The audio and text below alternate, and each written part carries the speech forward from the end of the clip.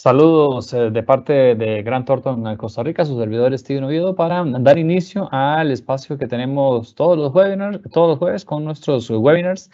El día de hoy el tema que tenemos es trabajadores independientes y compromisos tributarios. Para esto tendremos como expositores el día de hoy a don Carlos Morales, socio de impuestos ilegal de Grant Thornton, junto con Lucas Cascante, gerente de impuestos de Grant Thornton Costa Rica. Antes de iniciar, recordarles que somos una empresa con más de 60 años en el mercado costarricense, en la que ofrecemos soluciones personalizadas a través de un servicio de alta calidad y nos especializamos en temas de impuestos, auditoría, legal, precios de transferencia, aduanas, comercio exterior, consultoría y también capital humano. A partir de ese momento pueden ir dejando sus respectivas consultas y al final de la presentación, tanto don Carlos como Lucas les darán respuesta a las preguntas de nuestros participantes. Nada más recordarles que nos pueden encontrar en redes sociales como Grant Thornton Costa Rica, también nuestro canal de YouTube, donde tenemos este y todos los webinars que realizamos, todos los espacios que tenemos jueves a jueves están en nuestro canal de YouTube, que usted puede encontrar como Grant Thornton Costa Rica, también se puede suscribir. Y tenemos nuestro podcast Café Grant Thornton, 39 episodios ya publicados para que usted pueda escuchar sobre diferentes temas que tocamos aquí en la firma. Voy a darle los buenos días a don Carlos Morales, socio de impuestos ilegal de la firma. Saludos, don Carlos. Buenos días, Steven, y muy buenos días a todos. Muchas gracias por estar aquí hoy con nosotros. Les agradecemos mucho su presencia hoy con un tema muy importante de cara al cierre fiscal.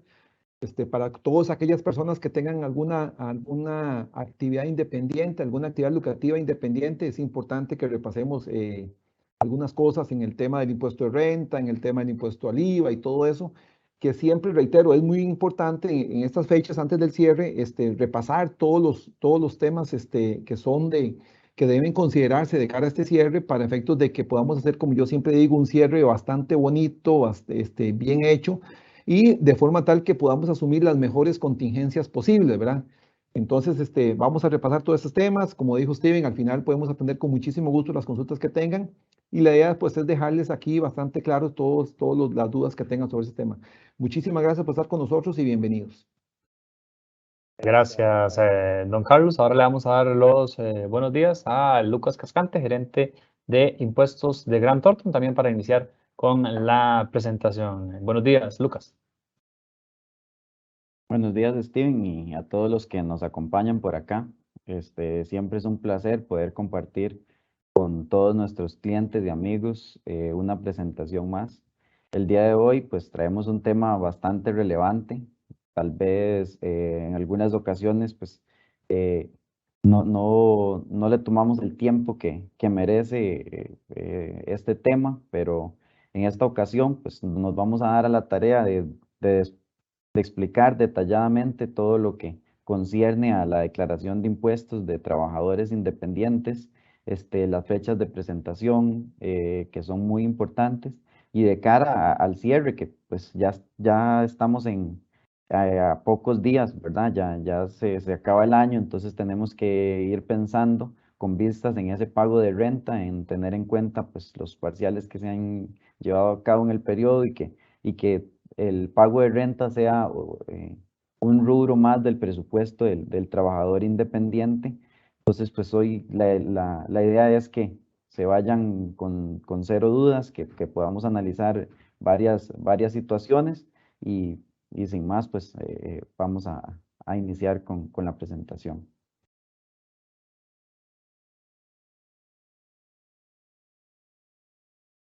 Pues acá tenemos una pequeña agenda de lo que va a ser el día de hoy. Tenemos una explicación de los dos regímenes a los cuales puede estar sujeto un trabajador independiente, que serían el régimen simplificado, el régimen tradicional. Vamos a abarcar un poco lo que es la inscripción del trabajador independiente ante la caja, la inscripción de patrono cuando corresponde y además las declaraciones informativas en el caso de que corresponda. Entonces, según la actividad económica, un trabajador independiente puede estar clasificado ya sea en el régimen simplificado o en el régimen tradicional. que llamamos el impuesto a las utilidades. Este impuesto, vamos a iniciar con lo que es el régimen simplificado. Y vemos que esto es un régimen de ingreso voluntario. Este régimen se elige de acuerdo a la actividad económica del contribuyente.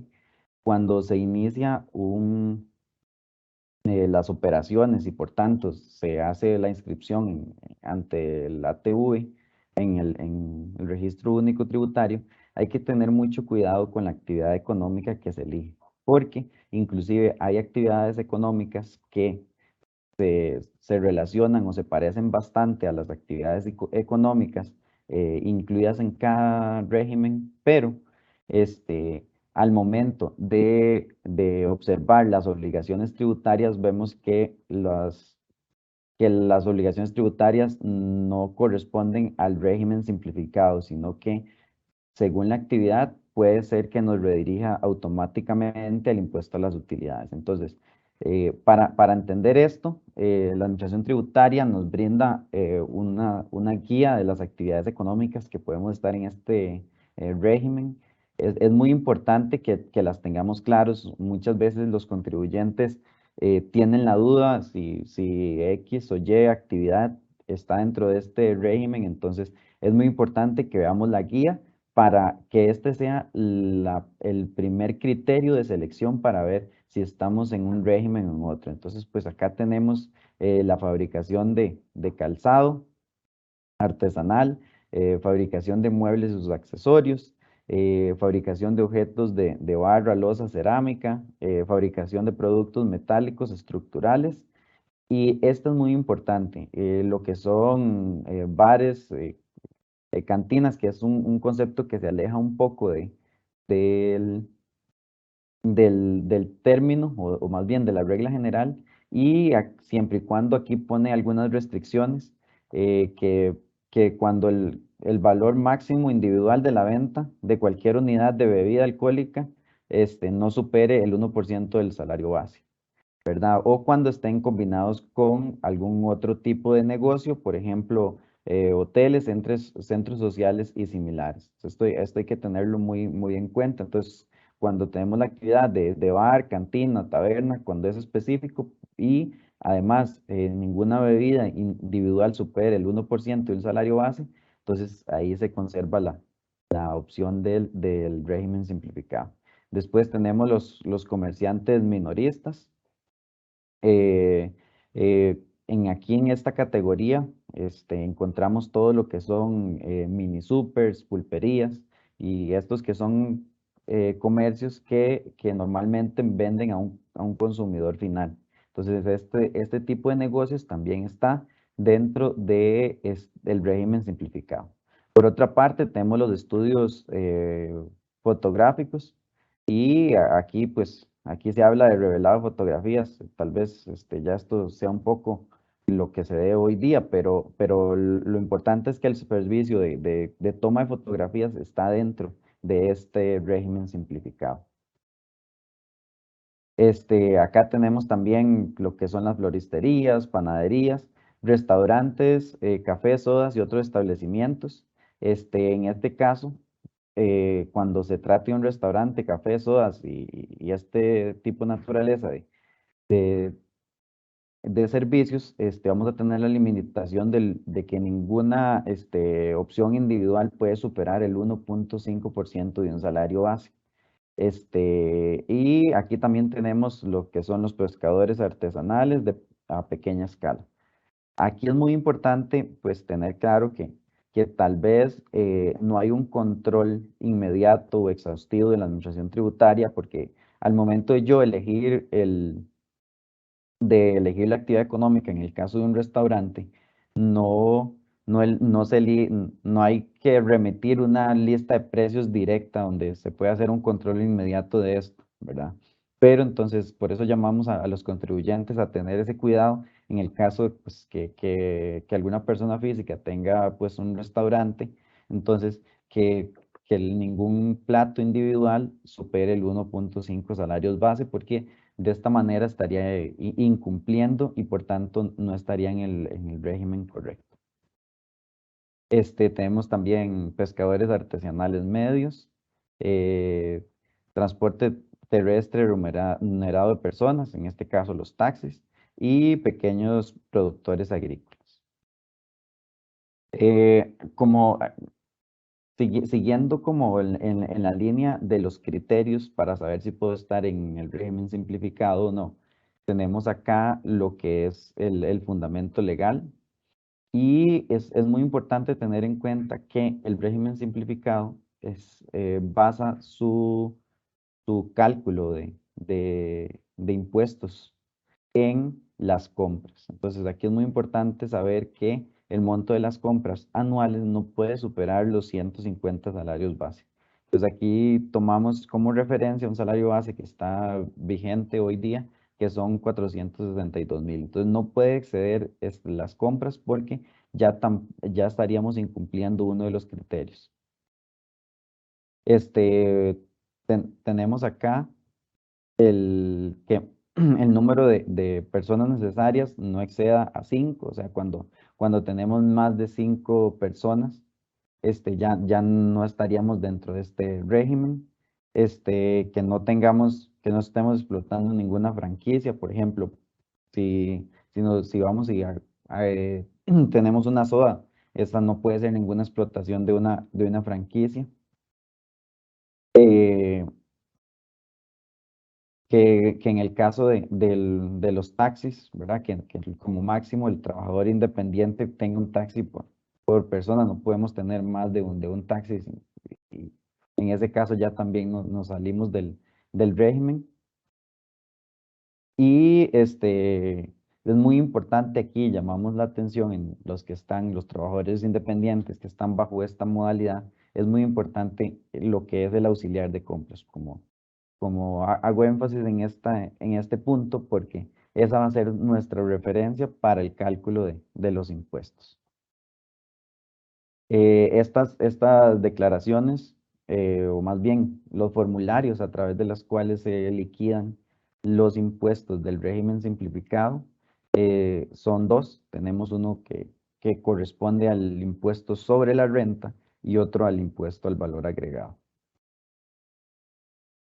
Entonces, vamos a tener que estos impuestos se liquidan de manera trimestral. Entonces, pasados, se empieza a contar en el orden de los meses del año.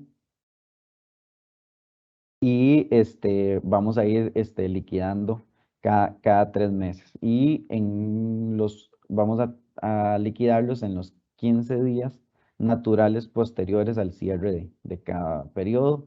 Esto lo vamos a hacer a través de la herramienta de ATV, y es muy importante que para el momento que vayamos a hacer la declaración, tengamos organizado debidamente el auxiliar de las compras. Entonces, aquí tenemos otra limitación más,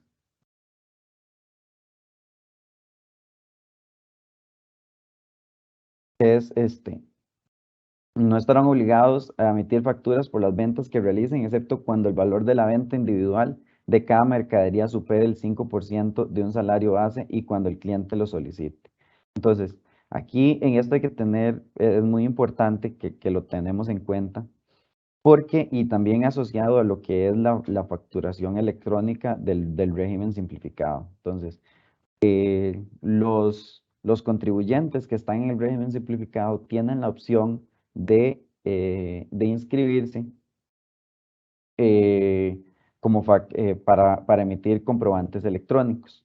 Entonces, esta modalidad se llama emisor no confirmante. Entonces, bajo esta modalidad, el contribuyente del régimen simplificado puede hacer las facturas al cliente, ya sea a través de la herramienta gratuita del Ministerio de Hacienda o a través de algún tipo de proveedor de facturación electrónica. Entonces aquí es muy, muy importante que cuando la factura, o más bien cuando la venta vaya a ser mayor a un 5% de un salario base, está en la obligación de emitir una factura electrónica o cuando lo solicite el cliente, ¿verdad? Entonces es muy importante. Hemos visto como muchos trabajadores independientes que están en el régimen simplificado optan por esta opción para poder emitir un comprobante electrónico a quien se lo solicite. Acá tenemos el cálculo del factor de retención para el cálculo del impuesto. Entonces, vamos a tener una tarifa que es aplicable a las compras. Entonces, por eso es que es muy importante tener ordenado el auxiliar de compras. Aquí en general, pues la tarifa general es de 0,001%. Esto es aplicable a las compras. Ya lo vamos a ver más adelante un ejemplo. Pero acá vemos cómo el factor de renta e IVA, cada uno se calcula de manera separada y según la tarifa establecida para cada actividad económica. Entonces, aquí pues podemos ver un ejemplo rápido donde un cliente, o más bien un contribuyente, está haciendo su declaración y para esto tiene el auxiliar de compras y aquí específicamente tiene tanto compras al 13%, al 2% y al 1%. Entonces, para cada uno para cada tarifa específica de compras, hay que aplicar el factor que corresponda. De esta manera, calculamos el impuesto a pagar, que dicho sea paso, de esa misma manera viene en el formulario el ATV en línea. Entonces, en el caso de renta, para este ejemplo específico, el pago sería 8.051 colones y en el caso del IVA, como, como tenemos compras a diferentes tarifas, tenemos que ir a calcular el factor para cada caso. Y en esta ocasión, para este ejemplo específico, el monto a pagar serían 13.376. Entonces ahí nace la importancia de llevar siempre ordenado este auxiliar de compras. Ahora pasamos al régimen tradicional, que acá nos va a ilustrar don Carlos Morales. Sí, bueno, vamos a seguir con el régimen tradicional. Como bien lo indicaba Lucas al inicio, el trabajador independiente tiene la posibilidad de inscribirse bajo el régimen simplificado con todas las características que Lucas muy bien lo ha explicado. Y también lo más típico es que también estén inscritas bajo el régimen tradicional. Le llamamos el régimen tradicional al impuesto de renta corriente, aquel que se presenta, que se liquida de forma anual y en el cual pues se declaran todos los ingresos y todos los gastos necesarios para la generación de ese ingreso. Digamos que ese es como el régimen típico, el tradicional, y es el que comúnmente cobija a la mayoría de trabajadores independientes, ¿verdad? Siempre están dentro de esta actividad. Recordemos que este régimen puede ser que, vamos a ver, que evidentemente el trabajador independiente va a estar inscrito como persona física, pero sin embargo no hay que dejar de lado de que muchos trabajadores independientes también desarrollan o lo que tienen es, normalmente utilizan alguna sociedad para desarrollar la labor esta de los servicios que prestan. Aquí básicamente no nos vamos a referir al tema de la sociedad, ¿verdad? Porque ya eso, pues si bien le van a cubrir muchos de los puntos que voy a hablar aquí sobre el régimen tradicional, aquí la idea es centrarnos en las obligaciones que tiene la persona física como trabajador independiente, ¿verdad? Que en muchos lo vamos a ver que son las mismas obligaciones que tienen las sociedades. Entonces aquí tenemos que siempre tener mucho cuidado con el tema de los gastos deducibles, de los ingresos gravables, etcétera. Entonces vamos a ver todos esos temas para que tengamos claro cuáles son las obligaciones. Hay que tener claro de que en Costa Rica, ustedes ya lo conocen, básicamente en Costa Rica tenemos el principio de renta territorial, que lo que cobija es la obligación de declarar en Costa Rica todas las rentas generadas de fuente costarricense. Así que un trabajador independiente que desarrolle una actividad en Costa Rica y entiéndase una actividad lucrativa como aquella que comprende el ordenamiento de los factores productivos, pues tiene que considerar que es contribuyente del impuesto en Costa Rica y debe cumplir con todos los deberes formales y materiales que exige la administración tributaria, ¿verdad? Entonces, es importante eso, que cualquier actividad que desarrolle un profesional independiente en Costa Rica está en la obligación de inscribirse en Hacienda. Y eso lo enfatizo porque muchas veces hay consultas, mire, es que yo trabajo de forma independiente, yo tengo un taller o yo tengo una fábrica de X cosas. Mire, digamos, no importa, digamos, si son, digamos, servicios técnicos o si son servicios profesionales, si usted desarrolla una actividad como persona física, debería inscribirse en Hacienda. O sea, tiene la obligación porque está generando una actividad lucrativa, está generando rentas de fuente costarricense. Entonces, siempre tenemos que tener en cuenta eso de que cuando tenemos una actividad y que me está generando, digamos, el devengo de rentas de fuente costarricense que son continuas u ocasionales, debería cumplir con esta parte de la formalidad de inscribirme ante la administración tributaria, ¿verdad? Entonces tenemos ahí, importante eso. También recordemos que el trabajador independiente también no solamente puede ser que tenga una actividad educativa, digamos, de servicios profesionales, el contador, el abogado, el ingeniero, el arquitecto, el que tiene un pequeño negocio a título personal, ya sea que esté inscrito en el régimen simplificado o que esté en el régimen tradicional, pero también existe la posibilidad de que la persona física también tenga actividades del capítulo 11 como rentas de capital.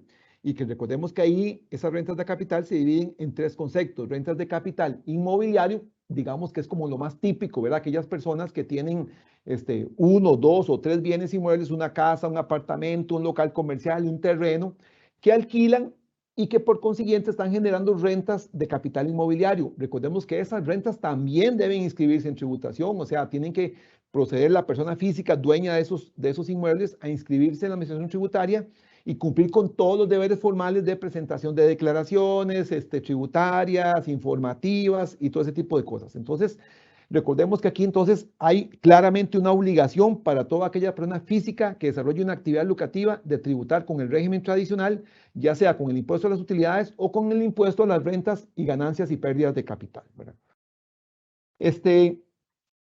Vamos a ver que los ingresos, lo que habla el artículo 1, que es lo que se refiere a la renta bruta y a los ingresos totales, recordemos que la renta bruta de los contribuyentes, ya sea una sociedad o sea una persona física, no hay diferencia aquí, es la totalidad de ingresos que usted genere en el periodo fiscal. Recordemos que el periodo fiscal en Costa Rica va de enero a diciembre y durante ese periodo fiscal la totalidad de ingresos que usted genere constituyen, la renta bruta y es lo que debe declararse como ingresos brutos en la declaración de renta. Aquí hay que tener cuidado que muchas veces le consultan a uno, mire, es que yo lo que me gano es una comisión, entonces yo facturo 100, pero lo que es mío es una comisión del 10% o alguna cosa así. Eso no es relevante, ¿verdad? Lo que ustedes tienen que considerar es que el ingreso bruto está constituido por la totalidad de las facturas que ustedes hacen y la sumatoria de esas facturas es lo que al final la Hacienda va a tener como sus ingresos brutos. Entonces, ese es el monto, el que tengo yo respaldado con mis facturas, es lo que yo debería incluir ahí como renta bruta, ¿verdad?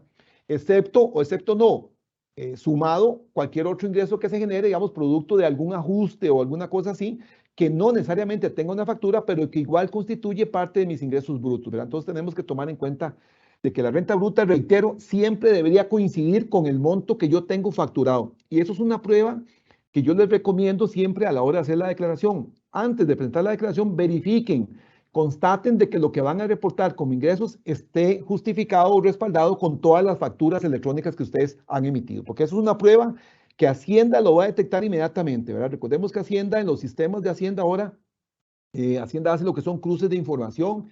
Hace poco salió una información de un funcionario de Hacienda que decía que la factura electrónica les está brindando muchísima información y por consiguiente ya ellos están en capacidad pues, de verificar en un porcentaje muy elevado la totalidad de los ingresos que declaran los contribuyentes. Claro, porque recordemos que Hacienda tiene la factura electrónica de todos los contribuyentes. Entonces Hacienda puede hacer, digamos, una revisión bastante ampliada respecto a mis ingresos y mis gastos, porque tiene todas las facturas que yo emití y todas las facturas que yo recibí. Entonces, digamos que es un tema importante que verifiquemos que los ingresos brutos que vaya a declarar coincidan con lo que tengo en el auxiliar de facturación. En esta primera está la parte de gastos. Recordemos que igual en la declaración del trabajador independiente tiene que reportar la parte de ingresos y la parte de gastos también. Y recordemos que en la parte de gastos hay tres requisitos básicos que tiene que cumplir todo gasto deducible. El primero, Primer requisito, dice que todo gasto tiene que ser necesario y pertinente para la generación de ingresos.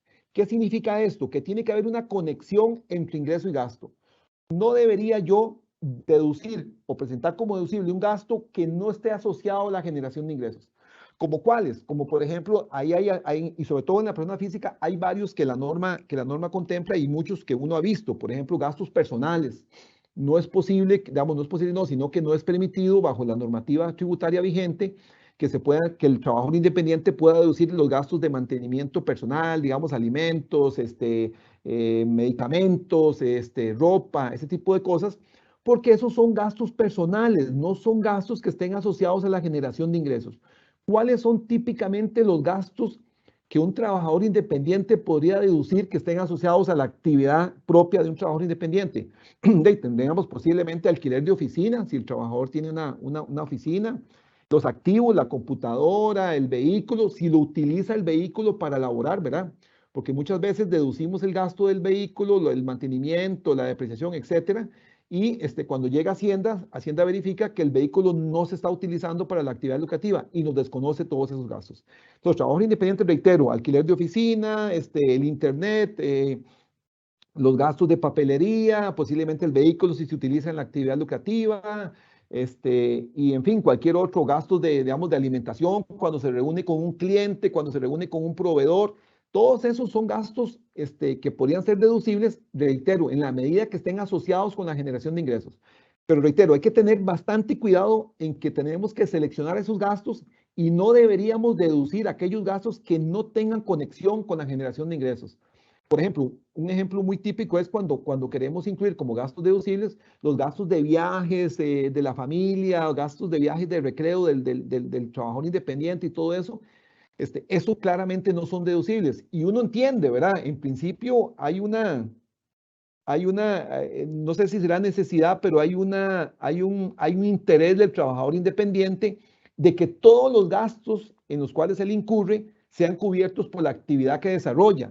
Entonces uno se encuentra en un trabajador independiente que incluye, reitero, gastos de alimentación y medicamentos, gastos de viaje y muchísimas cosas que ya cuando uno empieza a cuestionarlo y uno empieza a ver, digamos, la conexión que existe entre ese gasto y el ingreso, uno encuentra que no hay conexión. Entonces, esos no son gastos deducibles, no deberían ser gastos deducibles. Sin embargo, si el trabajador decide incluirlos como gastos deducibles, tiene que tener muy claro de que está asumiendo un riesgo fiscal y saber cuánto es el riesgo fiscal. Porque recuerden que los riesgos fiscales, cuando se materializan producto de una fiscalización, están sujetos a sanciones e intereses, que son bastante relevantes. Entonces, hay que tener siempre cuantificado ese monto. Ese es el primer requisito, gasto necesario y pertinente para la generación de ingresos. El segundo requisito que establece el artículo 8 es que para que un gasto deducible sea deducible, valga la redundancia, tiene que haberse efectuado las retenciones que corresponden a otros impuestos de la misma ley del impuesto de renta. Y eso muy típico es, por ejemplo, el tema del impuesto de remesas al exterior. Y recordemos que si el trabajador independiente, está en total libertad, por ejemplo, de que dentro de su actividad posiblemente requiera subcontratar o contratar a un trabajador, a un asesor de otro país, por ejemplo, qué sé yo soy trabajador independiente y sucede que dentro del contrato que tengo, el contrato o el servicio para el que fui contratado, requiero de un apoyo de una persona que está en México. La persona en México me ayuda con el trabajo y al final me envía una factura por el cobro de servicios. Yo tengo que observar siempre que los pagos al exterior, en la mayoría de los casos, en el 99% de los casos, tienen una retención de impuestos. ¿Y por qué digo 99% de los casos? Porque si bien es cierto, existe el principio de renta territorial, en el tema de remesas, Hacienda ha ampliado muchísimo el concepto y prácticamente hoy todo lo que son remesas al exterior, Hacienda los tiene sujetos a un impuesto, ¿verdad? La tarifa del impuesto de remesas. Entonces tenemos que observar siempre eso. ¿Por qué? Porque si yo no practico esa retención, el gasto se me convierte en no deducible del impuesto de renta. Entonces tenemos que tener muchísimo cuidado con esto, en que siempre deberíamos soportar ese impuesto de remesas para efectos de que el gasto se me convierta en deducible. Si no lo hago, el gasto no es deducible. Lo mismo sucede, por ejemplo, con el tema de salarios. Pensemos de que el trabajador independiente tiene una persona que le colabora y sucede que esa persona trabaja de forma dependiente, de forma subordinada con el trabajador independiente. Bueno, debería estar reportado a la caja y el trabajador independiente debería ser el patrono de esa persona. Si esa persona no paga la seguridad social, entonces ese salario no es deducible para el trabajador independiente. Entonces tenemos en cuenta eso porque es un elemento bastante importante. Y en el último, un elemento muy relevante es que recordemos que todos los gastos que el contribuyente tenga tienen que estar respaldados con un comprobante electrónico. En todos los casos. Puedo mencionar 2 excepciones a eso nada más. El tema del régimen simplificado, como mi compañero Lucas lo explicó hace un ratito, donde el régimen simplificado no está en la obligación de emitir comprobantes electrónicos, lo puede hacer, pero no es una obligación establecida por norma para que lo tenga que hacer. Y el otro es, en algunos casos, las entidades financieras cuando cobran algún servicio que no tiene IVA, por ejemplo, los intereses. Ustedes pueden ver que cuando una entidad financiera cobra intereses, lo típico es que no emita factura por el cobro de intereses. Pero si la entidad financiera me vende un seguro o me cobra una comisión que tiene IVA, sí tiene que emitirme comprobante electrónico porque no hay forma, por norma, de que se cobre un IVA si no es mediante una factura electrónica. Entonces, importantísimo, el trabajador independiente tiene que tenerle muchísimo cuidado a esto, tiene que tener comprobante electrónico en Costa Rica, o sea, de las compras y ventas que tiene en Costa Rica, de todos sus gastos, tiene que tenerlos todos esos archivados y tenerlos ahí porque son fundamentales para poder deducir un gasto. Si son gastos del exterior, también a veces nos consultan mucho, mire, pero es que eso no aplica para un gasto del exterior porque yo tuve que ir a capacitarme, tuve que ir a contratar a alguien al exterior, tuve una reunión con un cliente en el exterior. Recordemos que las facturas del exterior no necesariamente son comprobantes electrónicos, sino que lo que aplica es el comprobante que está, digamos, en vigencia en ese país de donde yo incurrí en ese gasto. Entonces, pero siempre tengo que tener el comprobante. Lo mismo sucede cuando en algunos casos, lo consultan mucho esto, cuando se hacen compras a través de Internet, en Amazon o en esas páginas. Y recordemos que cuando se compra algún activo que yo tengo, no sé, se me ocurre comprar la computadora para que yo necesito para el trabajador, como trabajador independiente, y la mando a traer de esa forma. Recordemos que cuando se trae un bien del exterior, es una mercancía, para efectos aduaneros se conoce como mercancía.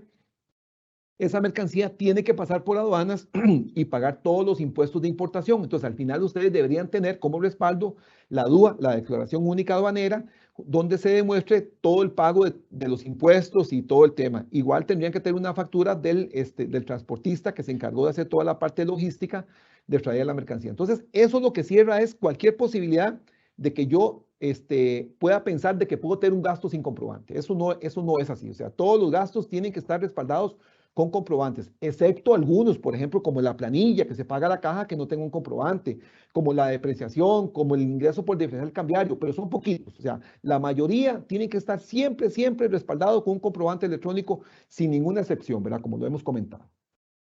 Dice que en el caso de los trabajadores independientes, y por ahí un día un amigo me preguntaba que si esto había cambiado, que él tuvo alguna información. Recordemos que los trabajadores independientes, como en muchos casos, un trabajador independiente se le dificulta la posibilidad de estar recopilando todos los gastos de todas las compras que hace, sobre todo cuando se le hace difícil, digamos, poder diferenciar cuando es una compra que está asociada a su actividad de cuando es una compra personal.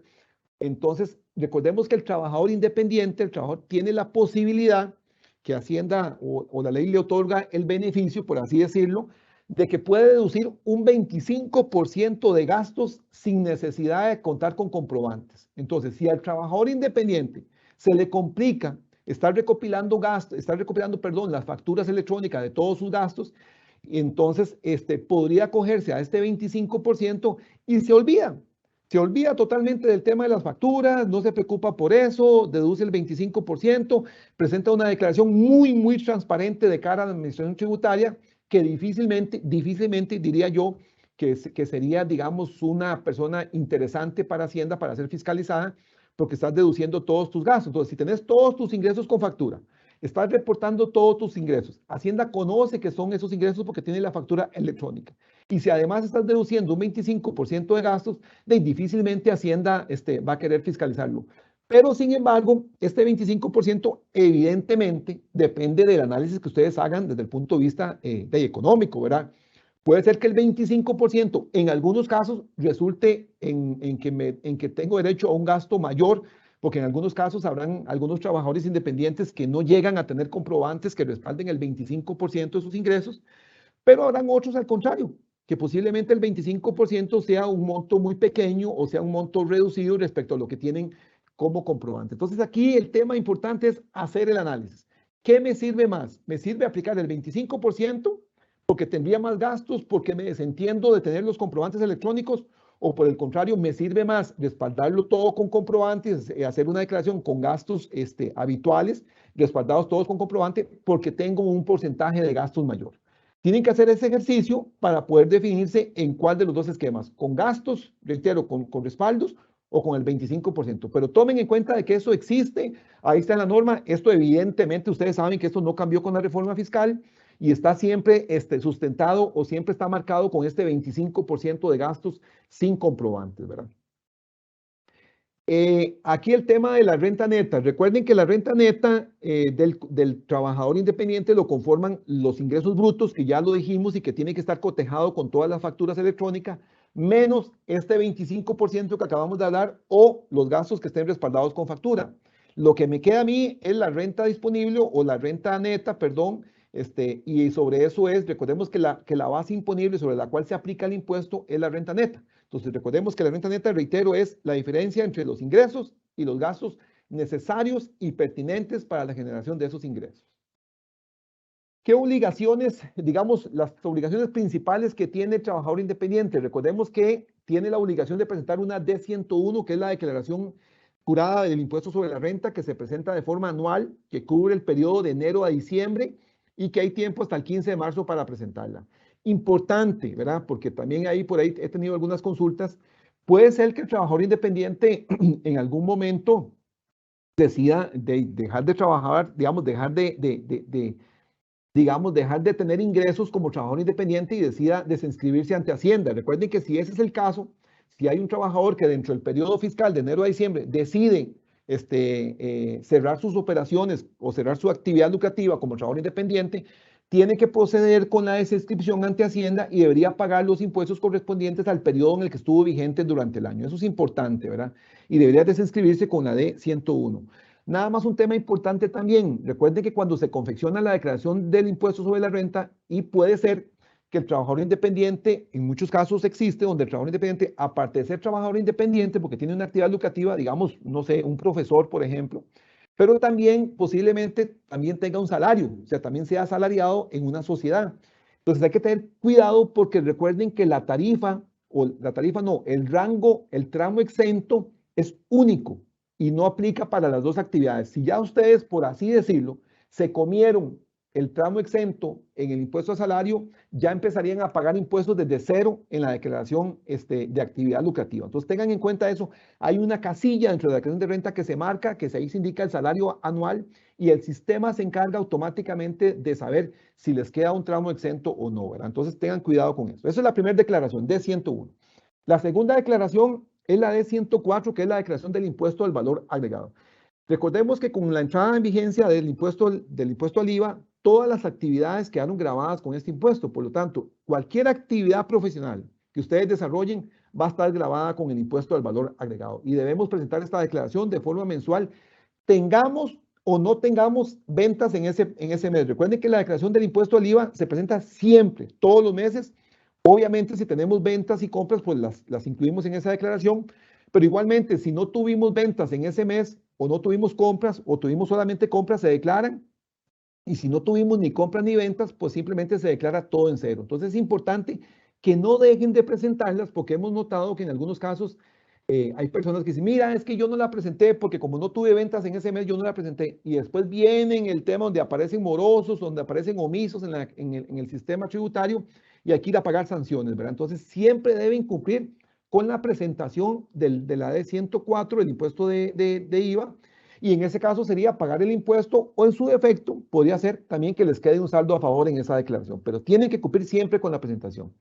Y la D103, que es la declaración de retenciones, en ese caso podría ser, qué sé yo, que el trabajador independiente, reitero, que tenga un empleado, por ejemplo, y que sobrepase el tramo exento y que tenga que hacer la retención del impuesto al salario, o que tenga que hacer una retención por lo que hablamos hace un ratito del impuesto de remesas al exterior.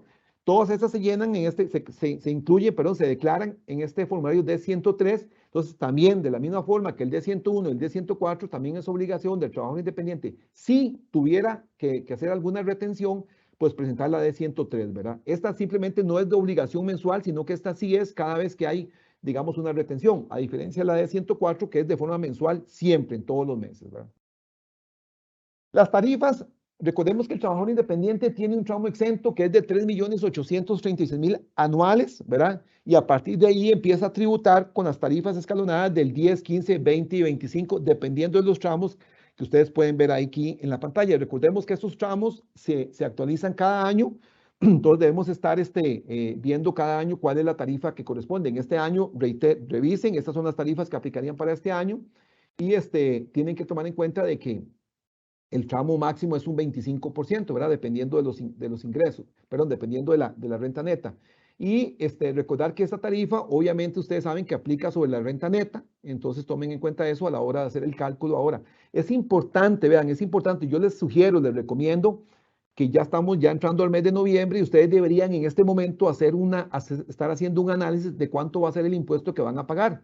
Normalmente es muy sencillo, por ejemplo, sobre todo cuando hay algunos ingresos que son fijos, algún cliente que tenga un monto fijo que le cobro de forma mensual o algo así, hacer el estimado de cuánto va a ser el impuesto que ustedes van a tener, de cuánto van a ser su renta neta al final del año, al 31 de diciembre, para que apliquen las tarifas y puedan ver cuánto es el monto que ustedes más o menos van a tener de impuesto de renta para fin de año. Hagan eso para que no los tome por sorpresa y no tengan un monto muy relevante que pagar y tal vez eso lo que implica es que se vuelvan a revisar ustedes bien a ver si tienen algún gasto que hayan dejado por ahí perdido, que no hayan registrado, si hay algún error en algún gasto que se registró o hay algún error en las facturas, si hay algunas notas de crédito que no están rebajando los ingresos, en fin, revisen bien, pero es hora de hacerlo ahora en el mes de noviembre y diciembre, porque recuerden que una vez que termina el periodo fiscal, difícilmente ya se pueden hacer algún ajuste a la contabilidad. Entonces, tomen en cuenta eso de que es importante que hagan esta revisión ahora en el mes de noviembre y diciembre para que no tengan ninguna sorpresa a final del año. Vamos a ver, los pagos parciales, recuerden que al igual que una sociedad, el trabajador independiente de la misma forma tiene que hacer pagos parciales. Y recordemos que esos pagos parciales, como bien lo indica aquí los pasos que están indicados, inicia con la determinación del pago parcial, que eso recuerden que es un promedio que se calcula con base en los últimos 3 periodos fiscales. Ese promedio se calcula y se compara contra el último periodo fiscal. Se escoge el más alto y ese se divide entre 4 y prácticamente esos son los pagos parciales. Recuerden que los pagos parciales es obligación hacerlos, no hay ninguna excepción para no hacerlos. El hecho de no hacerlos implica que posiblemente Hacienda nos pueda cobrar intereses sobre esos pagos parciales y al final del año podríamos quedar como morosos ante Hacienda si no hemos pagado esos intereses. ¿Cómo se elimina un pago parcial? Vean, las únicas 2 posibilidades de eliminar un pago parcial es cuando el contribuyente proyecte generar pérdidas o que haya tenido un ingreso extraordinario en periodos anteriores que está alterando el cálculo para este periodo. Entonces uno pide a Hacienda que me recalcule el pago parcial eliminando esos ingresos extraordinarios. O reitero, cuando hay pérdidas. Entonces en esos casos siempre es importante que lo revisen a ver si es necesario pedirle a Hacienda una actualización, una disminución o una eliminación de los pagos parciales, porque de lo contrario no pueden dejar de hacerlos porque, reitero, siempre tiene el pago de sanciones. Recuerden que hay 3 pagos parciales, el primero se paga en el mes de junio, el segundo se paga en el mes de septiembre y ahora en diciembre tenemos el último pago, ¿verdad? Que tenemos que hacer ahora a partir de o hasta con fecha tope el 31 de diciembre. Entonces revisen estos pagos parciales, revisen a ver si, ojalá que hayan hecho ya los 2 y que vayan a hacer el tercer pago parcial. Y obviamente, pues eso está dentro de la casilla del impuesto de renta que se pone ya como una disminución al impuesto que determinemos en la declaración. Registro de operaciones, bueno, recuerden que en la parte de la contabilidad, recuerden que lo que la norma establece es que la contabilidad tiene que hacerse de acuerdo con las normas internacionales de información financiera que fueron acogidas por el Colegio de Contadores Públicos. Entonces igual aquí deberíamos, si tenemos algún activo, deberíamos depreciarlo, un vehículo, si tenemos una oficina, el registro de los diferenciales cambiarios, si tuviera cuentas por cobrar y cuentas por pagar en dólares. O sea, deberíamos tener todos esos registros porque recuerden que esos registros son el respaldo de mi declaración. Entonces tenemos que tenerlos y ojo, tenemos que tenerlos siempre ahí pendientes porque recuerden que en Costa Rica el periodo de prescripción son de 4 años. Entonces, ¿qué significa? Que perfectamente Hacienda en este momento a cualquier profesional independiente lo puede fiscalizar en el periodo fiscal 2018, 2019, 2020 y 2021. Esos son los 4 periodos que Hacienda puede revisar. Y en esas revisiones, Hacienda nos va a pedir todos los respaldos que tengamos. Entonces hay que ir a buscar los respaldos de 2018, 2019. ¿Cuáles respaldos? Las facturas, todos los gastos, todos los contratos, las planillas, si tuviera salarios. Entonces es importante siempre crear, confeccionar o llevar esta contabilidad de acuerdo con las normas y tener siempre presente que es información de respaldo de mi declaración y que siempre en todos los casos yo debería tener siempre esa información disponible porque Hacienda me lo puede pedir en una fiscalización. Es importantísimo eso, ¿verdad? Bueno, mi compañero Lucas continúa con el impuesto al valor agregado. Adelante, Lucas.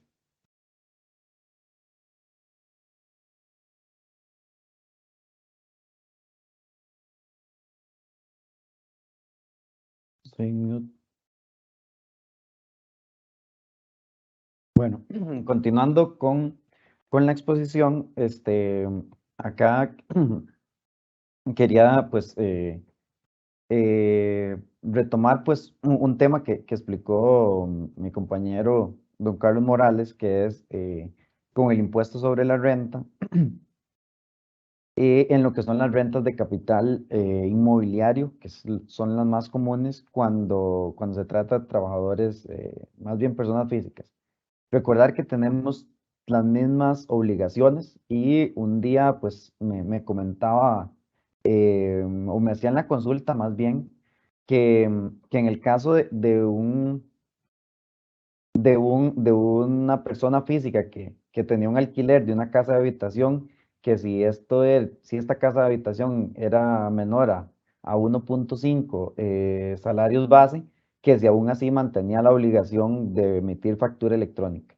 Entonces, recordemos que la exención es únicamente para el IVA y cuando se trate de casas de habitación. En los demás, lo que sería en las demás obligaciones, que es la emisión de comprobantes electrónicos y el pago de la tarifa correspondiente de un 15%, aplica de igual manera para personas físicas.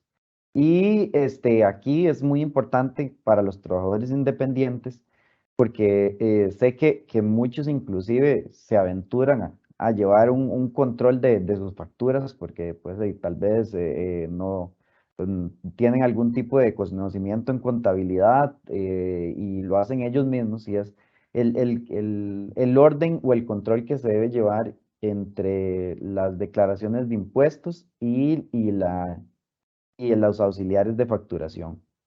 En este sentido, es muy importante que el trabajador independiente haga una comparación, una comparativa entre los montos declarados en ventas, el valor agregado y el monto que tenemos en el auxiliar de ingresos, que a la vez debe coincidir de igual manera con los ingresos que se vayan a declarar en el formulario D101.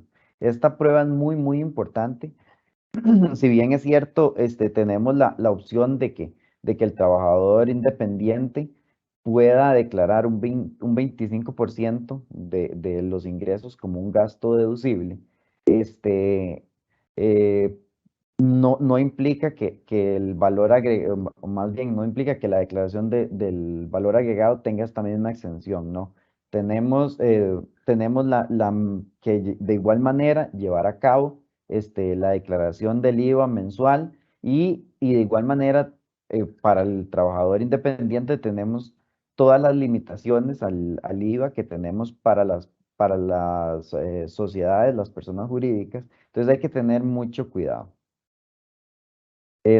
Bueno, entonces aquí cualquier actividad económica que realicemos, de respirar para arriba, decía un colega, tenemos que ir a declararlo como un débito fiscal, ¿verdad? Entonces, todas las facturas que hagamos, todos los ingresos deben estar respaldados con facturas y todas las facturas o los montos de las facturas deben ser declarados en el formulario de 104. Entonces, tenemos que llevar este control y recordar que esto se presenta 15 días siguientes al mes que se declara y en todos los casos es obligatorio, así sea, presentar la declaración en cero. Esto es muy importante, que todos los meses debe presentar esta declaración tenga ingresos o no, o tenga gastos o no. De igual manera, siempre la debemos presentar. Entonces, aquí vamos a encontrar que pues, la tarifa general para los trabajadores independientes va a ser de un 13%.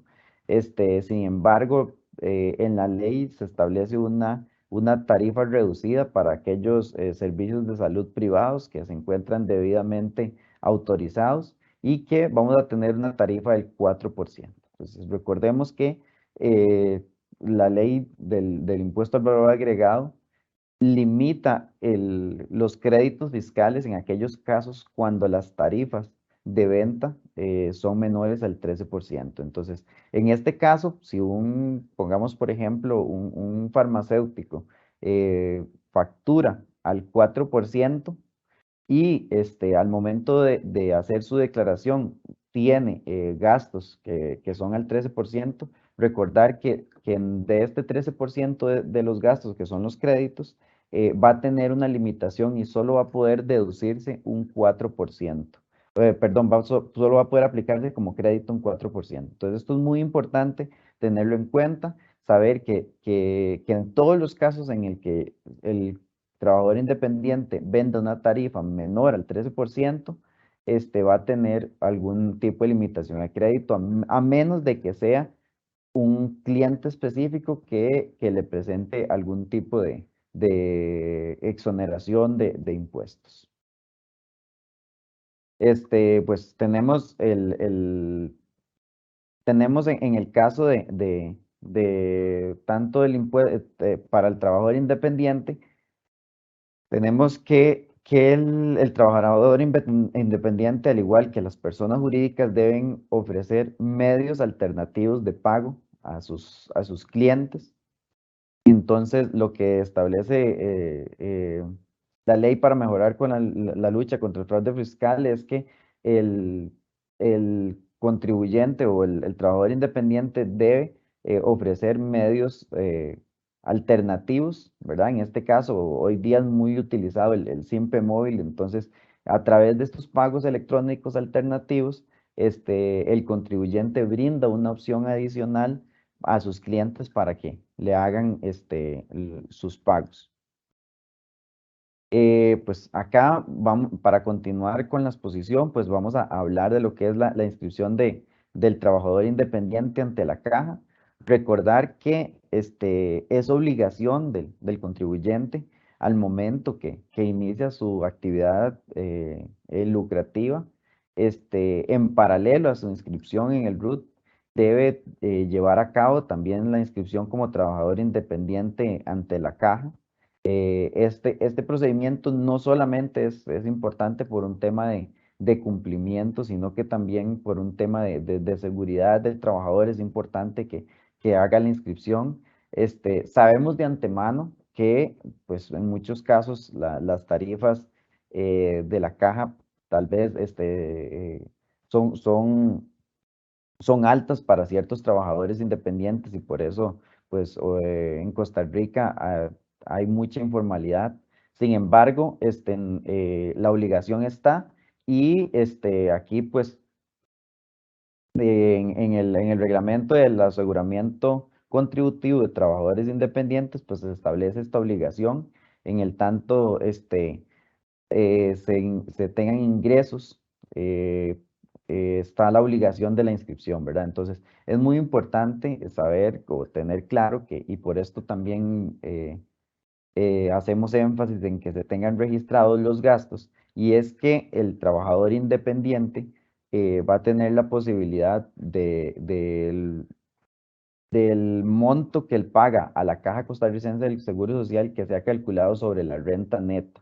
Esto es muy, muy importante, que el monto de la caja se calcule sobre la renta neta. Entonces, esto es muy importante tener documentados lo que son todos los gastos del trabajador independiente. Y pues aquí tenemos un detalle de las obligaciones del trabajador independiente, ¿verdad? Que es ir a inscribirse, gestionar la afiliación de seguros en un plazo no mayor a 8 días del inicio de su actividad económica, proporcionar en todo momento la información precisa, lo que son sus ingresos, ¿verdad? igual manera reportar las variaciones de los ingresos netos, pagar en los tiempos correspondientes. Estos son las obligaciones del trabajador independiente. Gestionar oportunamente la exclusión cuando deje de serlo. En el caso de que cese la actividad lucrativa, es importante que al igual que en el momento de la inscripción se llevó a cabo el procedimiento tanto en la caja, como, tanto en Hacienda como en la caja, en el momento de esa inscripción también se lleve a cabo de esa manera. Y pues cumplir con la obligación de dar un medio a través del cual pueda ser notificado o comunicado. Hoy día tenemos que la facilidad de que se puede hacer el sistema, la inscripción se puede hacer en línea. Entonces, esto facilita que el trabajador independiente pueda llevar a cabo la gestión. Aquí, pues, vemos un esquema de lo que es la inscripción de trabajador independiente y que el sistema lo facilita. Recordemos en este sentido que es muy importante tener en cuenta que la prescripción de la caja hasta este momento pues son 10 años, ¿verdad? Son 10 años de prescripción de deudas tributarias. Entonces, muchos contribuyentes tal vez confunden esto con la prescripción de deudas tributarias del Ministerio de Hacienda, que son 4 años. Entonces, en muchos casos hemos visto como inclusive la caja se va hacia atrás varios años y que está en esta potestad. Ajá, sí. Sí, perdón, Lucas, tal vez nada más ahí con el tema de la caja, ¿verdad? Que es un tema pues medio complicado. Como todos ustedes bien lo saben, ha habido, digamos, un tema, digamos, no sé cómo mencionarlo, pero un tema, digamos, bastante voraz, podríamos decirlo, de parte de la Caja Costarricense de Seguro Social en cobrar las cuotas de trabajador de seguro para el trabajador independiente. Y hemos visto cómo la Caja ha hecho muchísimos cobros a trabajadores independientes en todas las actividades, ¿verdad? Desde abogados hasta contadores, hasta ingenieros, etcétera. En donde, como bien lo indica mi compañero Lucas, pues la Caja se ha ido para atrás, inclusive 10 y hasta más años en algunos casos, ¿verdad? Hasta más de 10 años. Y son pues cobros bastante elevados que hoy resultan en un tema pues muy relevante para el trabajador independiente cuando llegan estos cobros de la Caja. Es un tema complicado porque recordemos que la caja, eso que comentaba mi compañero Lucas de los 10 años, pues es un tema que se ha comentado muchísimo y que desde todo punto de vista entenderíamos que la caja debería tener, sobre todo para el pago de las cargas sociales, que son, pues también desde cierto punto son cargas, digamos, para fiscales, podríamos decir, ¿verdad? Que caen dentro de ese concepto. Y por consiguiente, digamos, los asesores, lo que mencionábamos es que el pago de este seguro debería cumplir también con lo indicado en la normativa tributaria, o sea, debería aplicarle también lo que dice el Código de Normas y Procedimientos Tributarios, en el cual cita la prescripción que comentaba Lucas de 4 años para efectos tributarios. Pero lo cierto es que eso no está así. Lo cierto es que hoy son 10 años y más lo que la caja está cobrando. Y hay proyectos en la Asamblea Legislativa para llevar ese periodo de prescripción a 4 años. Yo creo que eso es un proyecto que está avanzando muy bien en la Asamblea Legislativa y que muy posiblemente en los próximos meses tengamos noticias sobre este proyecto. Es relevante porque esto dejaría, digamos, nos quitaría esa indefensión que tenemos hoy de que no sabemos cuántos años nos puede cobrar la caja y fijaríamos un periodo de 4 años. Entonces yo creo que eso hay que estar bastante pendiente de eso porque, reitero, es un tema muy relevante. También recordemos que sí hay una modificación que hizo la caja y es que la caja anteriormente había ejecutado cobros sobre cualquier ingreso que tuviera el trabajador independiente y veíamos cómo la caja le cobraba, por ejemplo, el seguro también si el trabajador tenía servicios profesionales y también tenía alquileres o bueno, un trabajador que tenga solamente alquileres, la caja la caja le hacía cobros también por este trabajo, por este seguro de trabajador independiente. Y uno se preguntaba, pero ¿cómo la caja le va a cobrar un seguro de trabajador independiente a alguien que está generando ingresos por alquileres? No hay la ejecución de ninguna actividad lucrativa ahí, de ninguna actividad profesional. Pero la caja lo cierto es que lo está haciendo o lo estaba haciendo, sin embargo ya eso sí fue cambiado por el reglamento, un reglamento de la caja y hoy solamente se incluyen las actividades profesionales. Entonces ya hoy tenemos esa, digamos, esta tranquilidad de que ya la caja no nos va a cobrar por el tema de que tengamos alquileres o que tengamos arrendamientos, que tengamos algún otro ingreso que no sea de un servicio profesional. Eso es una, digamos, es un adelanto bastante importante. Y también recordemos que esta semana la caja anunció que también está emitiendo o va a emitir de un reglamento interno para efectos de exonerar o, digamos, suspender el cobro de los intereses y recargos para aquellos ajustes que ha hecho la caja. Entonces, que básicamente se cobre, sería básicamente quedarse con el principal, ¿verdad? Entonces, eso sí es un tema que ya lo anunció la caja, no ha salido un firme todavía, lo comentó de que ya le dieron luz verde y ahora van con el tema de la publicación y todo eso. Entonces, digamos que se habla ahí de un par de meses para que esto quede en vigencia, pero sería un buen alivio para la gente que tiene deudas pendientes con la caja, productos de esos cobros, porque podrían eventualmente exonerarse de esos cobros, de esos intereses y de esas sanciones. Pero bueno, lo cierto de la caja es que es todo un tema importantísimo, muy relevante, que tiene a muchos contribuyentes con cobros ahí en trámite en la caja, que los han apelado, algunos los habrán pagado, y no debemos nunca descuidarnos de esto. Y para aquellas personas que se inscriban como trabajador independiente de forma, digamos, que vayan a hacer esa actividad nueva, tomen en cuenta eso, ¿verdad? De que hay un seguro obligatorio para el trabajador independiente que debe asegurarse y que más o menos la tarifa anda como en un 18% por ahí, es por tractos, pero el tracto es muy chiquito, entonces se habla más o menos de un 18%, es un monto muy, muy relevante, que si ese monto usted lo lleva a 10 años, es un tema complicado. Y recuerden que la caja lo que hace es cruzar la información con la declaración de renta, la caja tiene acceso a la información de renta, entonces cuando usted llega a la caja, y usted dice, bueno, yo, Carlos Morales, Hacienda va, revisan el sistema, la caja, perdón, va, revisan el sistema de Hacienda y puede revisar todas mis declaraciones. Entonces, es muy fácil para Hacienda, para la caja, hacer esos ajustes. Digamos que no estaríamos en capacidad, por así decirlo, de demostrarle a la caja que tuve ingresos diferentes a los que yo declaré, porque si no, entonces, ¿por qué hice esa declaración de renta? Entonces, por eso es que se vuelve con la caja un tema complicado, ¿verdad? De pelear esos ajustes. Por ahí tal vez se podrían pelear si el tema de que tengo otros ingresos diferentes a servicios profesionales o algún tema así, pero siempre es un asunto un poco difícil echarse esta bronca, como dice uno, con la caja, ¿verdad? Esperemos, yo creo que lo más razonable es que se hagan esos cambios normativos que menciono yo, el periodo fiscal, perdón, el plazo de prescripción, y todo ese tipo de cosas, para que eso sea digamos, un beneficio para todos. Por ejemplo, la tarifa, que es otro tema importante y que eso hay también recursos de amparo presentados sobre eso, porque tampoco digamos, uno lo ve, digamos, como un tema de una diferenciación que, digamos, que no es correcta, porque a un trabajador dependiente o un asalariado, la caja le cobra un 10.5, por ahí anda la carga patronal, la carga obrera, perdón, y por qué yo, si soy trabajador independiente, tengo que tributar un 18%, o sea, tengo 8 puntos porcentuales más que el trabajador asalariado. ¿Por qué esa distinción, verdad? Ese es otro tema que se está discutiendo, que debería llegar a un buen puerto esa discusión y ojalá la caja entienda de que debería tener la prescripción de 4 años, cobrar la misma tarifa del trabajador asalariado y también que eventualmente se exoneren este tipo de sanciones. Entonces, esos son temas que están ahí, que tenemos que verlos, que están muy pendientes de que la caja emita estas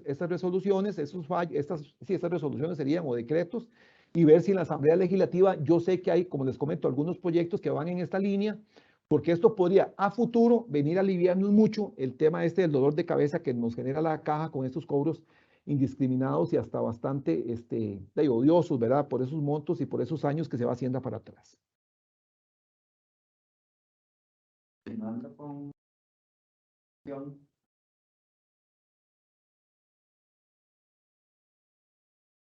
Pues en el caso que corresponda al trabajador independiente, tener servidores en la compañía, también está la obligación de la inscripción de este trabajador independiente como patrono ante la caja. Y recordamos que en todo caso, la caja está en la potestad de llevar a cabo las acciones correspondientes para constatar de que todas estas personas que trabajan para el patrono estén debidamente aseguradas ante la caja y con el salario correspondiente. De igual manera, la inscripción como patrono pues se puede llevar a cabo en línea y pues la caja ha facilitado pues los medios para esta inscripción.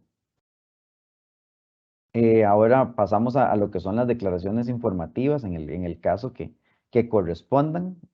Tenemos pues dos declaraciones informativas que son la de 151 y de 152. Recordemos que en la de 151 vamos a declarar todos aquellos gastos que justamente no tengan un comprobante electrónico, como sabemos, pues hoy día, y lo comentaba don Carlos, prácticamente gastos pequeños o de diferentes naturalezas son los que hoy día no tienen un comprobante electrónico.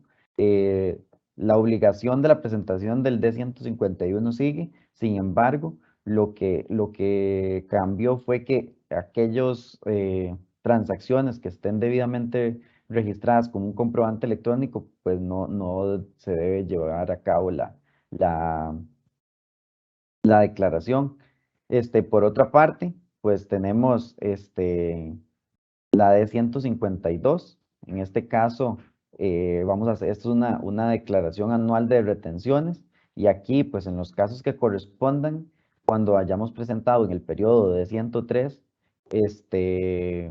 cuando por ejemplo tenemos algún empleado que sea sujeto al impuesto al salario, pues en la de 152 vamos a llevar a cabo pues el resumen de estas retenciones que hemos llevado a cabo en el periodo fiscal. Pues todos los contribuyentes, incluyendo las personas físicas, tienen esta obligación y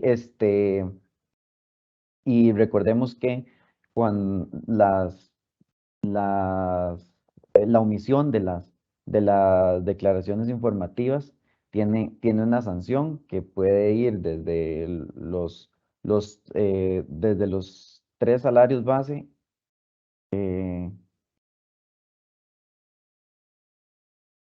perdón, tiene una sanción que puede ser el 2% de los ingresos del periodo anterior con un mínimo de 3 salarios base. Entonces, esta sería nuestra exposición hasta acá. Entonces, pues ahora abrimos la sección de preguntas. Gracias, Lucas y don Carlos, por la exposición. Vamos a entrar de lleno, como decía Lucas, en el tema de las consultas. Dice Yesenia Morales, si una persona es asalariada y adicionalmente factura servicios profesionales, ¿es obligatorio cotizar a la Caja Costarricense del Seguro Social los honorarios? Correcto, así es, Steven. En la respuesta específica es sí. Digamos, todo trabajador independiente, toda persona que tenga una actividad lucrativa independiente está en la obligación de suscribir el seguro de trabajador independiente. La respuesta es que sí, sí hay obligación de hacerlo. Gracias, don Carlos. Otra de las consultas que tenemos dice, si mi cliente factura el 4% IVA, ¿me puedo aplicar los gastos al 13% del IVA también? Vamos a ver, bueno, recordar que la tarifa que yo me aplico de crédito fiscal en primer lugar está asociada a la tarifa del IVA que yo cobro en la venta, ¿verdad? Entonces, si yo tengo un 4% de IVA, yo debería aplicarme el 4% de las compras, excepto que creo que no es este el caso cuando yo tengo ventas a algunas instituciones o algunas empresas que por ley esas ventas me otorgan el derecho al crédito pleno. No es este el caso porque me habla de un 4%. Hoy el 4%, creo que ya no hay ninguna venta que esté al 4%, porque lo que estaba al 4% eran los servicios de construcción que en septiembre pasaron al 8%. Los servicios turísticos que estaban al 4%, que en junio pasaron al 8%. Entonces, ya hoy no existe, por lo menos me parece una tarifa del 4%. Lo único son los servicios médicos, pero recordemos que ahí se devuelve el IVA, entonces igual ahí aplica un 4% porque son ventas al 4%. Entonces, no, digamos, no encuentro para cuáles aplicaría, pero en todo caso, la respuesta específica es, si usted vende al 4%, solamente en principio tendría derecho a un 4% del IVA de los créditos fiscales. Gracias, don Carlos. Dice otra de las consultas, nos pregunta Nancy, si un trabajador asalariado adicionalmente tiene ingresos por servicios profesionales, ¿debe pagar la Caja Costarricense del Seguro Social un seguro independiente? La misma que respondimos tras anterior, efectivamente, aunque si usted es asalariado, pero también tiene una actividad educativa, es obligación pagar el seguro por esa actividad educativa. Sí, la respuesta sí tiene que sacar el seguro de trabajador independiente, correcto. Dice otra de las consultas, si una persona física al presentar D104 le queda un saldo a favor, solo se le puede acreditar al mes siguiente. ¿Qué pasa si le queda saldo a favor meses siguientes? ¿Esto lo pierde? La respuesta es no, los saldos a favor no se pierden. Los saldos a favor, incluso del IVA, pueden ser utilizados para compensar cualquier otro impuesto, ya sea retenciones en la fuente o el impuesto sobre la renta. La norma lo que indica es que cuando se obtiene un saldo a favor del IVA, se puede utilizar inmediatamente después para compensar en los meses subsiguientes del impuesto al valor agregado.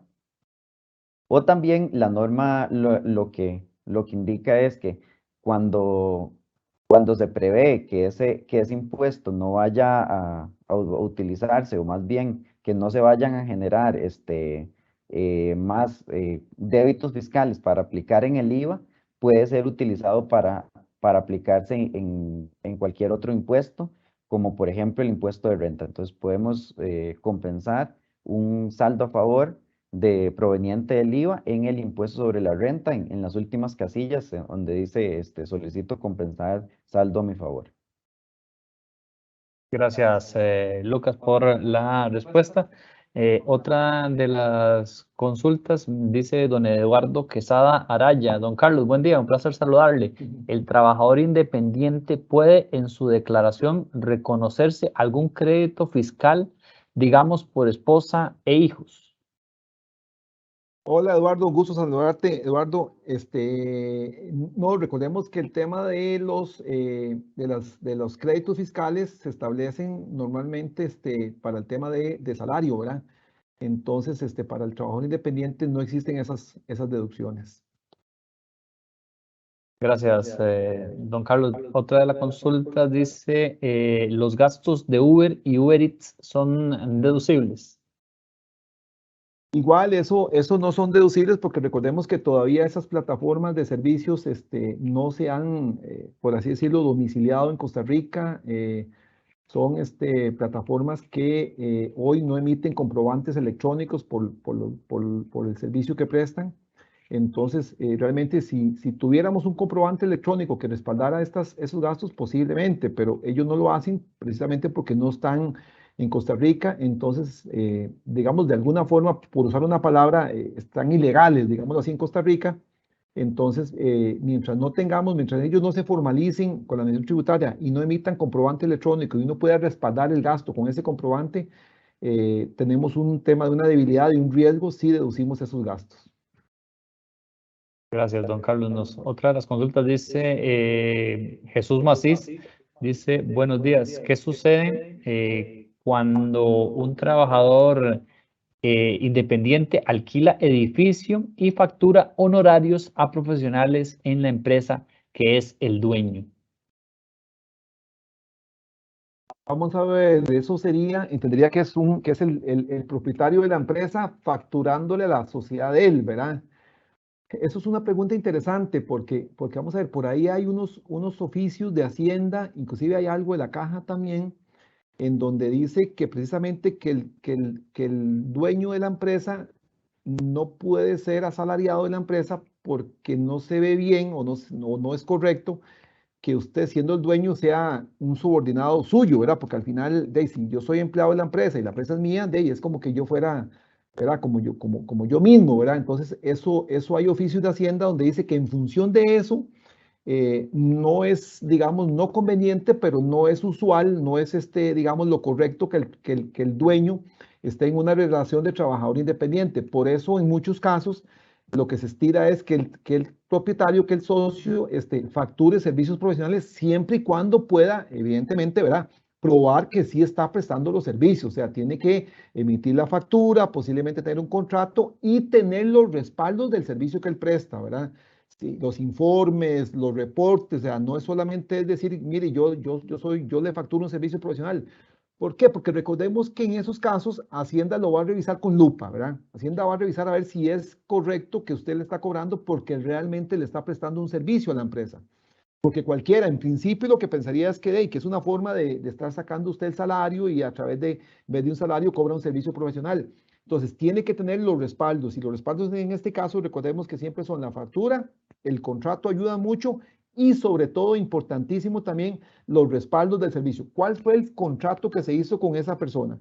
Es una persona que nos brinda un servicio, digamos, que es el servicio financiero, bueno, que él nos emita un reporte de todo lo que él hace en esa actividad. Entonces, eso es importante para evitar cualquier cuestionamiento de parte de Hacienda.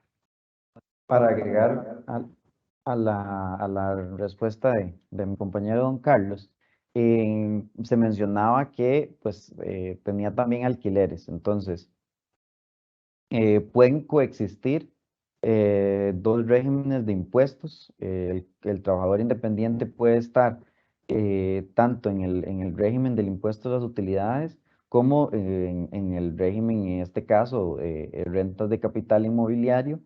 Y si no existe una integración entre ambas rentas, puede tributar de manera separada lo que son los ingresos por honorarios y pues, por otro lado, lo que son los ingresos por alquileres, que serían el formulario de 125. Entonces, de esa manera se liquidarían los impuestos de ambas actividades. Gracias, Lucas y don Carlos. Vamos a cerrar con una última consulta. Dice sobre el D151, hay que presentar el monto de las comisiones bancarias que nos rebajan en la cuenta corriente. Me parece que es el sistema bancario quien debe reportarnos, no nosotros a ellos. ¿Qué opinan? Gracias. Sí, correcto. En este caso, en la parte, recordemos que en la parte de comisiones, servicios profesionales, alquileres y había otro que solamente quien nos reporta es el pagador, perdón, en este caso, el comprador es el que los reporta en este caso. Y tomar en cuenta que, sin embargo, hay que tomar en cuenta que, por lo que explicó mi jefe Lucas ahora, en el caso de la de 151, recuerden que hoy solamente se hace el reporte de aquellas compras y ventas que no tengan comprobante electrónico, ¿verdad? Esas comisiones que cobra el banco, si no son comisiones de un crédito, sino que son comisiones de tarjetas o comisión de tarjetas, no, sino que son comisiones de algún otro servicio y tienen IVA, eso el banco debería emitir factura por ese cobro de comisión. Y se emite factura, entonces no se debería reportar, ¿verdad? Entonces tenemos en cuenta eso. Solamente se reporta aquellas compras y ventas que no tengan factura electrónica de respaldo, ¿verdad?